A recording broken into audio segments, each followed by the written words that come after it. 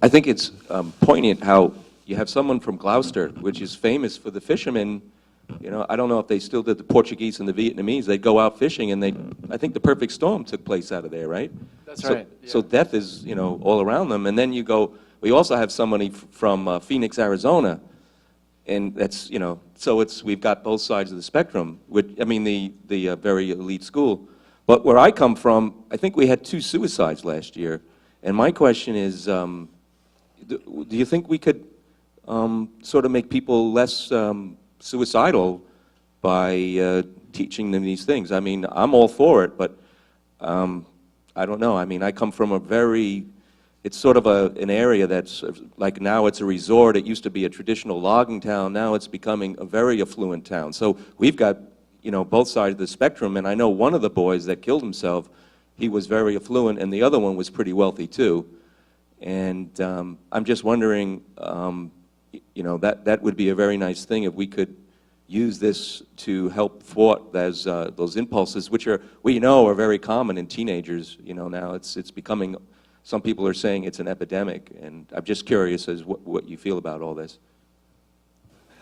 That's a tough one, of course, but one of the things, and apropos of what you were saying, Dave, that and I hesitate to reduce, again, any complex phenomenon to a single cause, but there's ample evidence, at least in the United States, that the people that are killing themselves tend to not be impoverished. They come from upper middle class communities. And my argument is, and my argument is that part of the difficulty has to do with a uniquely historical moment where rising expectations collide with diminishing opportunities. And one of the things that Becker talks about and that we've spoken about to the high school students, even when I came to visit Dave's class, is just that right now it's very difficult to obtain and maintain self-esteem for the youth because they're being exposed to standards that are not realistically attainable. So basically, inordinate wealth and perpetual youth and beauty is a recipe for psychic despair. So the guys are told, if you're not as rich as Bill Gates or have a penis bigger than a baseball bat, you're in trouble. The women are told, if I can't floss my teeth with you, you're too fat. And if you get older than your mid-20s, then you're over the hill. And one of the things that can be done, and that at least I talk about when I get to visit high school kids, is you have a lot of power here. Not so much as individuals, but as a group. If you as a group repudiate those standards, and if you can come up with an internal standard that values character and things that are realistically attainable, well, you can move psychological mountains on your own. And I'd like to think that that's at least a good start, is to just recast what it means to be a person of value in a world of meaning, and in that way hopefully offset some of the chronic depression that in turn leads to suicide. It's a big problem right now in the community that I live in. Thank you. I was just going to say, you know, there's plenty of youth dying also from low-income families. It might not be in the suicide category, but it's gang-related and such. And I just wonder, maybe if you think that might be also materialistically driven, or how you might see that in some kind of a context that is something we could talk about. Yeah, absolutely. I wish Jim Hernandez was here to talk about gangs, but the kids in gangs, they have their own standards. So the rapper Biggie, the big guy, you know, one of his famous songs is "You're nobody till somebody's killed you." So there's a standard of excellence that, if properly subscribed to, leads to dire outcomes. I know I'm being silly, but I think that these ideas can explain, even in the underclass, why there's difficulties. I was just going to suggest a useful way of thinking about these intersections of self-esteem and status striving and suicidal feelings and competitive killing in the urban world is to remember the term that Orlando Patterson uses in that book, Slavery and Social Death, where he points out that if you're in a slave situation, you literally have no legal existence. You are nothing. And it's useful to remember that death itself, as Becker says, isn't a thing. It can't be deconstructed. We always think of it in terms of symbolic equivalence. So one argument I've made for years, and I think it applies very much to what's happening in high schools and among young people, is that the fear of social death is just as real and just as debilitating and just as potentially catastrophic as the fear of real death. And very often, young people have a hard time sorting out what's social death and what's in fact real physical impairment and death. So it might be useful to keep that term in mind, that we're not really talking always about some literal kind of bloody catastrophe, but also about a social and a self-esteem catastrophe. What would be your elevator speech when you're telling someone that you address ideas like Ernest Becker's ideas in high school, and their response is, are they ready for that yet? What's your elevator speech, you know, the one that takes 30 seconds or a minute? Pull this thing out. In an earlier group, we talked about, we were starting to talk about critical thinking skills and how to get kids to employ them. And for me, I thought the real problem was, the primary problem was motivating them to do the kinds of things we want them to do. And I found that Becker's ideas does that. It helps them to think about problems in their lives and gives them language, which was something that Dave was talking about, gives them language to talk about problems in their lives that no one else is willing to talk to them about, and it's honest, and it gets down to something that they feel is viscerally important. So I think that would be where I would go with it. You can't get anything done if no one's looking at you and no one really pays. Nobody's motivated to do that kind of thinking, and so that's my take on it. That's how I'd focus it, I think.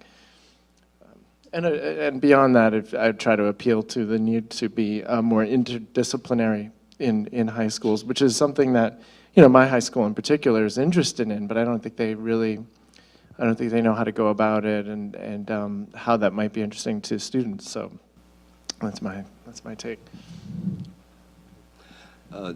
I tell my students in all my classes fairly early on that it's my intent to wound them.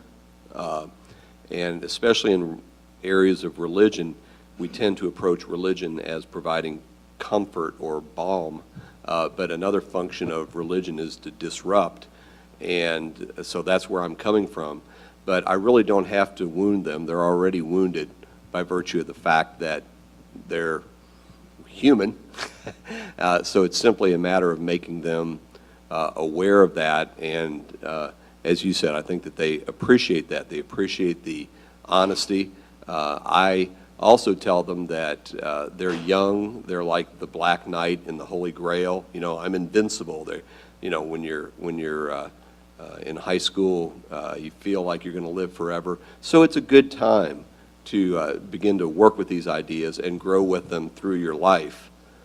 And that's my rationale for doing it. I'm just wondering, what would be helpful to you? What kinds of things do you use? Most of you who spoke said that you introduced Becker with the film or with your own style of presentation and the materials that you selected to tell them about. Maybe you had some handouts or something. But if you could just give us some concrete ideas of things that from the resources here and the people who are involved, what would be a good learning package that you could use? What would it include? For many years, I have used Pink Floyd to teach Eric Fromm's Art of Loving. It matches up really well. What I would love to have, and I wish I had the technical skill to do it, you know, I'd be happy to work with anybody that could help.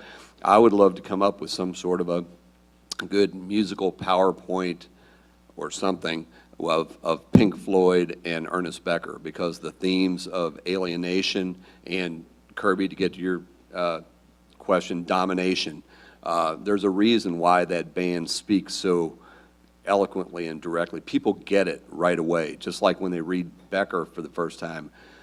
Generally, they get it because it resonates with the truth of their own life.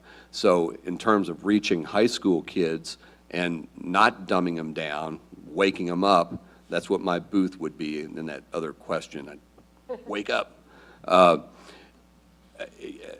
think a PowerPoint or something, some multimedia one-day blast of Pink Floyd, which they already know, matching it up with Ernest Becker and saying, okay, here are the ideas behind what this is, and this is why it means so much to you.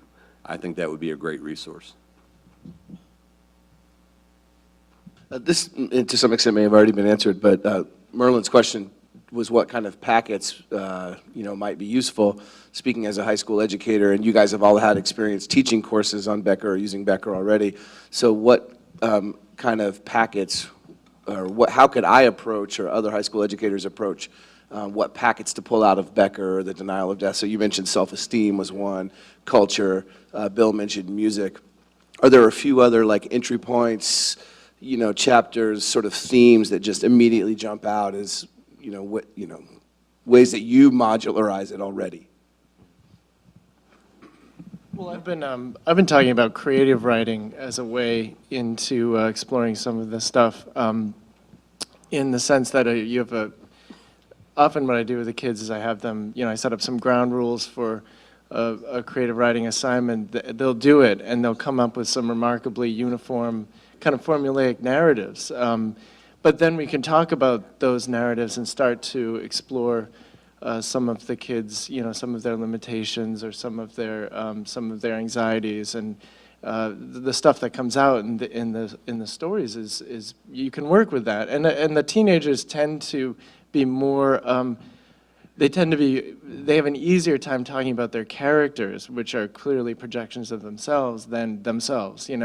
If I were to go into a room and want to talk about their, limitations and anxieties, they'd tell me to go F myself. That's kind of the way they are. But, when it gets too close to home, they get upset. But at creative writing, I think it helps to talk about narratology, sort of in a broad sense, so we can talk about the way some of the stories are structured and what that says about them. But I think that's an important tool. And other than that, the only thing I'm ever concerned about is asking the right questions, and I think that's really what it comes down to. I mean, if I could process and if I can ask the right question with the students, then that's what gets things going. So that's my interest.